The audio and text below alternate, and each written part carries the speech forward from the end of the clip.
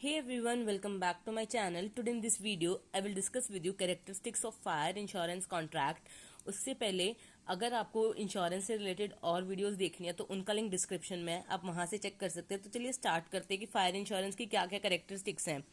Contract of indemnity. Indemnity का मतलब है कि फायर इंश्योरेंस जो कॉन्ट्रैक्ट है इसमें इंश्योर्ड पूरा इंश्योर को क्या किया जाता है, has the right to recover the extent of loss only, कि जो इंश्योर्ड पर्सन है वो सिर्फ उतना ही रिकवर करेगा जितना उसका लॉस हुआ है, उससे ज्यादा उसे कंपनी जो है यानी जो इंश्योरेंस कंपनी है वो उसे पे नहीं करेगी, यानी उसका लॉस जो है वो रिकवर हो जाएगा। अटमोस्ट गुड फेथ, यानी जो ये कॉन्ट्रैक्ट है इसमें इंश्योरर और इंश्योर्ड दोनों को अपनी सारी डिटेल्स क्या करनी चाहिए, डिस्क्लोज करनी चाहिए। गुड फेथ का क्या है, ये एक कॉन्ट्रैक्ट है।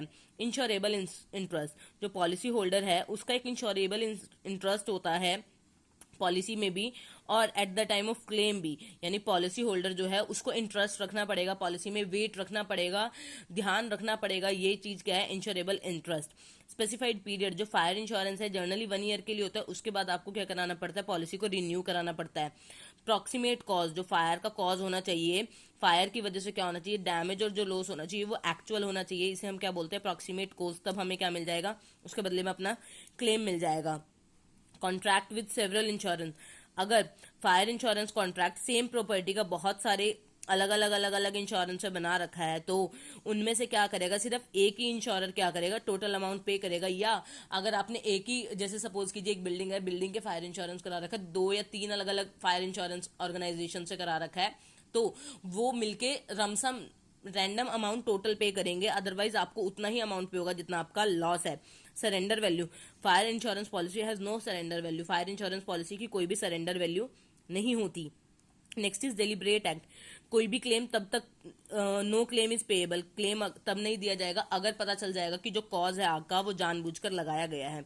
इसके अंदर नेक्स्ट इज एक्सक्लूजन, क्या क्या कवर नहीं होता, वॉर, स्ट्राइक, सिविल डिस्टर्बेंस, इनकी वजह से जो क्या होती हैं, लड़ाइयों की वजह से आग वगैरह लगती है, वो इसके अंदर कवर नहीं होता। Next is assignment, fire insurance policy जो है वो ट्रांसफर ऑफ प्रॉपर्टी एक्ट 1882 के अंडर है, यानी इंश्योरेंस बाउंड है कि insurance is bound to assign the policy when such notice is served him, अगर उसको नोटिस आता है तो उसे अपनी प्रॉपर्टी के बारे में एक्सप्लेन भी करना पड़ेगा। एडवांस प्रीमियम, प्रीमियम क्या होता है, जो अमाउंट क्या करता है, इंश्योरर पे करता है, इंश्योर्ड पे करता है इंश्योरर को, तो उस अमाउंट को हम क्या बोलते हैं, प्रीमियम बोलते हैं। तो इंश्योरर को क्या करना पड़ेगा, प्रीमियम पे करना पड़ेगा, अगर प्रीमियम नहीं पे करेगा तो उसे क्लेम नहीं दिया जाएगा।